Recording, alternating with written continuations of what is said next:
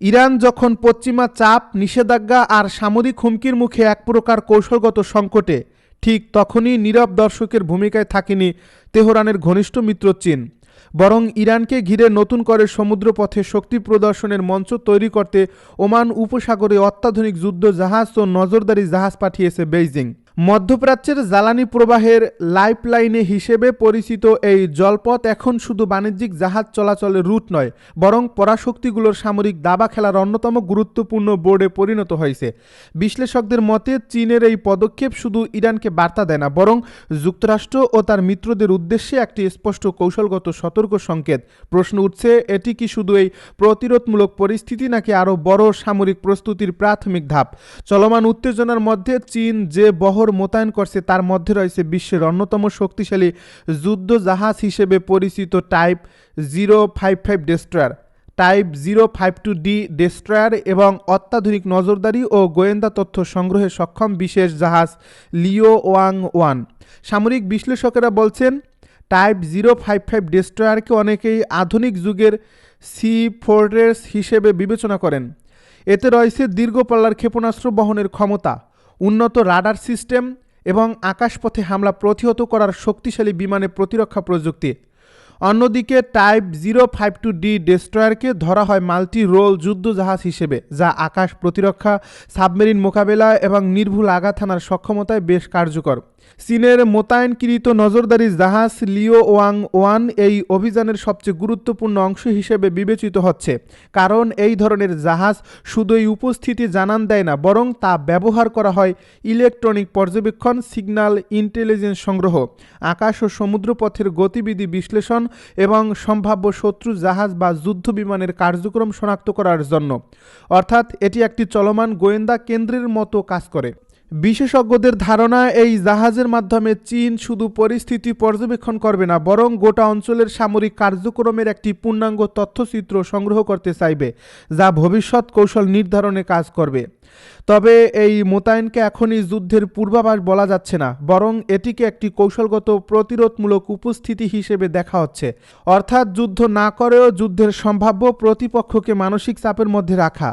চীনের মূল উদ্দেশ্য হতে পারে ইরানের পাশে দাঁড়িয়ে যুক্তরাষ্ট্র ও ইসরায়েলের মতো শক্তিগুলোর উপর চাপ তৈরি করা, যাতে তারা তেহরানের বিরুদ্ধে সরাসরি বড় ধরনের সামরিক অভিযান শুরু করতে দ্বিধায় পড়ে।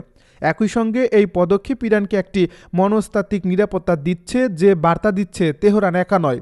ওমান উপসাগরকে কেন বেছে নিল চীন, সেটি এখন বড় প্রশ্ন। বিশ্লেষকদের মতে এর উত্তর লুকিয়ে আছে ভূরাজনৈতিক বাস্তবতায়। কারণ ওমান উপসাগর হচ্ছে হরমুজ প্রণালীর ঠিক পাশের এলাকা, যেখান দিয়ে বিশ্বের একটি বড় অংশের তেল ও গ্যাস পরিবহন হয়। এই সমুদ্রপথে সামান্য উত্তেজনা আন্তর্জাতিক জ্বালানি বাজারে বিশাল প্রভাব ফেলতে পারে। তেলের দাম হঠাৎ বেড়ে যেতে পারে, জাহাজ চলাচল ব্যাহত হতে পারে, এমনকি বিশ্ব অর্থনীতির উপরও চাপ তৈরি হতে পারে। তাই এই অঞ্চলে সামরিক উপস্থিতি মানে শুধু অস্ত্র প্রদর্শন নয়, বরং বিশ্বের অর্থনীতির উপর নিয়ন্ত্রণের ইঙ্গিতও বহন করে। চীনের জন্য এই জলপথ আরও বেশি গুরুত্বপূর্ণ, কারণ বেইজিংয়ের আমদানিকৃত তেলের বড় অংশই মধ্যপ্রাচ্য থেকে আসে। সৌদি আরব, ইরাক, ইরান এবং সংযুক্ত আরব আমিরাত এসব দেশ চীনের জ্বালানি সরবরাহে বড় ভূমিকা রাখে, যার ফলে এই রুট যদি অস্থিতিশীল হয়ে পড়ে, তাহলে চীনের শিল্প উৎপাদন, বিদ্যুৎ ব্যবস্থা এবং অর্থনৈতিক প্রবৃদ্ধি বড় ধাক্কা খেতে পারে। সেই কারণে চীন বহুদিন ধরেই চেষ্টা করছে বৈশ্বিক বাণিজ্য পথে পশ্চিমাদের একচেটিয়া সামরিক প্রভাব কমিয়ে নিজেদের উপস্থিতি শক্তিশালী করতে। এই যুদ্ধজাহাজ মোতায়েন সেই দীর্ঘমেয়াদী কৌশলেরই বাস্তব প্রতিফলন। মধ্যপ্রাচ্যে যুদ্ধের আশঙ্কা যখন প্রতিদিনই আরও বাস্তব হয়ে উঠছে, ঠিক সেই সময়ে রাশিয়ার প্রেসিডেন্ট ভ্লাদিমির পুতিন এমন এক বার্তা দিলেন, যা আন্তর্জাতিক রাজনীতিতে নতুন করে আলোচনার ঝড় তুলেছে। ইরানকে ঘিরে আমেরিকার সামরিক চাপ, পারমাণবিক আলোচনা নিয়ে অনিশ্চয়তা এবং উপসাগরীয় অঞ্চলে মার্কিন বাহিনীর ক্রমবর্ধমান উপস্থিতির মধ্যে পুতিনের এই অবস্থানকে অনেকেই দেখছেন একটি ফাইনাল সিগন্যাল হিসাবে। বার্তাটি স্পষ্ট, আন্তর্জাতিক চাপ যতই বাড়ুক, তেহরানের সার্বভৌমত্ব ও জাতীয় স্বার্থ রক্ষার প্রচেষ্টায় রাশিয়া পাশে থাকবে। ফলে মধ্যপ্রাচ্যের ভূরাজনীতির দাবার বোর্ডে নতুন করে চাল দিল মস্কো, এবং প্রশ্ন উঠছে, এটি কি কৌশলগত ভারসাম্য তৈরি করবে, নাকি বড় সংঘাতের দিকে ঠেলে দেবে অঞ্চলটিকে? রুশ প্রেসিডেন্ট ভ্লাদিমির পুতিন সম্প্রতি ইরানের প্রেসিডেন্ট মাসুদ পেজেশকিয়ানকে পাঠানো এক বার্তায় দুই দেশের সমন্বিত কৌশলগত অংশীদারিত্ব আরও শক্তিশালী করার প্রত্যাশা প্রকাশ করেন। একই সঙ্গে তিনি ইরানের স্বাধীনতা ও সার্বভৌমত্ব রক্ষার প্রচেষ্টাকে সমর্থনের কথাও জানান।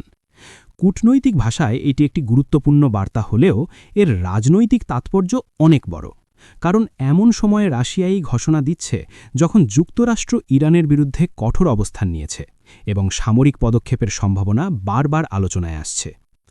বিশ্লেষকদের মতে পুতিনের এই বক্তব্য আসলে একটি স্পষ্ট সতর্কবার্তা, যা মধ্যপ্রাচ্যে আমেরিকার কৌশলকে জটিল করে তুলতে পারে।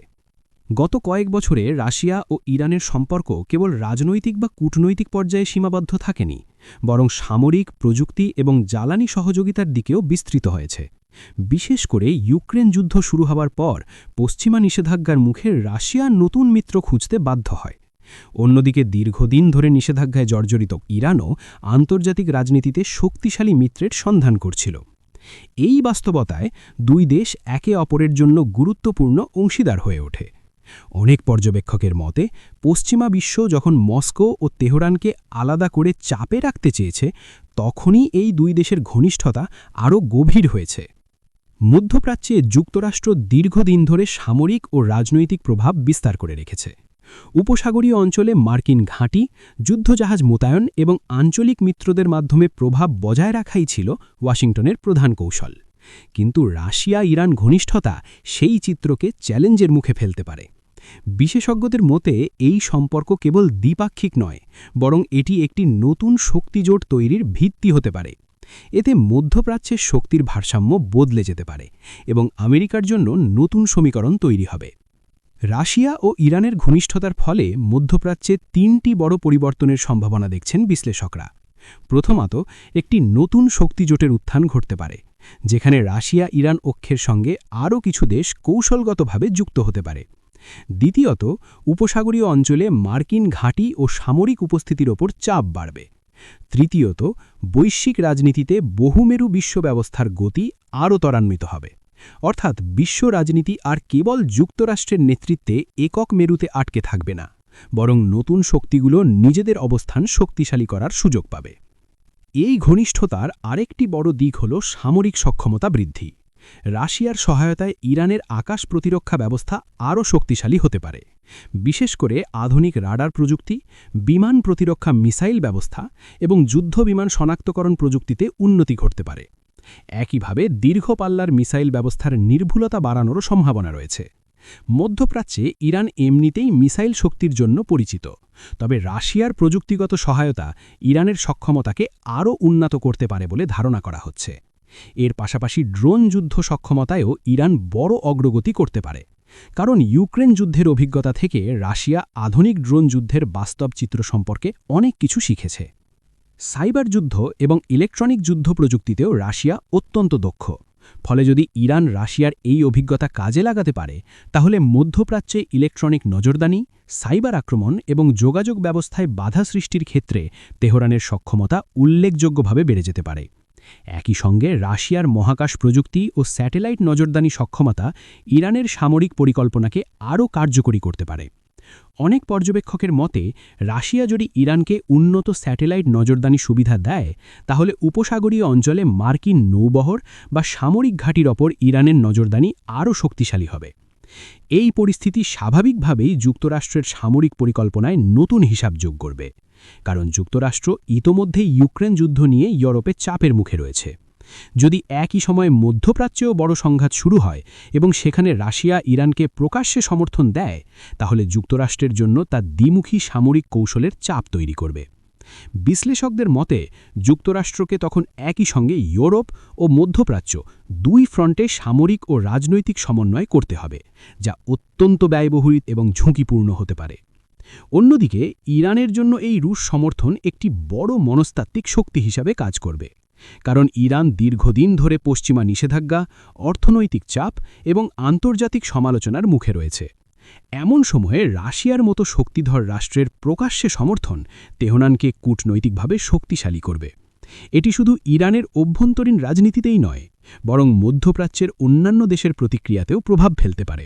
বিশেষ করে উপসাগরীয় দেশগুলি এবং ইসরায়েল এই সম্পর্ককে তাদের নিরাপত্তার জন্য বড় হুমকি হিসাবে দেখছে। রাশিয়া ও ইরান সম্পর্কের এই ঘনিষ্ঠতা নিয়ে আরেকটি গুরুত্বপূর্ণ প্রশ্ন হল, এটি কি সরাসরি সামরিক জোটের রূপ নিতে পারে? যদিও এখনও পর্যন্ত প্রকাশ্যে কোনো সামরিক চুক্তির ঘোষণা আসেনি, তবে বিভিন্ন রিপোর্ট ও ঢুকনৈতিক ইঙ্গিত থেকে বোঝা যাচ্ছে যে দুই দেশ ধাপে ধাপে সহযোগিতা বাড়াচ্ছে। মস্কো ইতোমধ্যেই উন্নত প্রতিরক্ষা প্রযুক্তিতে সহায়তার ইঙ্গিত দিয়েছে, যা ইরানের সামরিক শক্তি বৃদ্ধির দিকে ইঙ্গিত করে। যদি ভবিষ্যতে এটি আনুষ্ঠানিক সামরিক সহযোগিতায় রূপ নেয়, তাহলে মধ্যপ্রাচ্যে নতুন করে সামরিক ভারসাম্য বদলে যেতে পারে।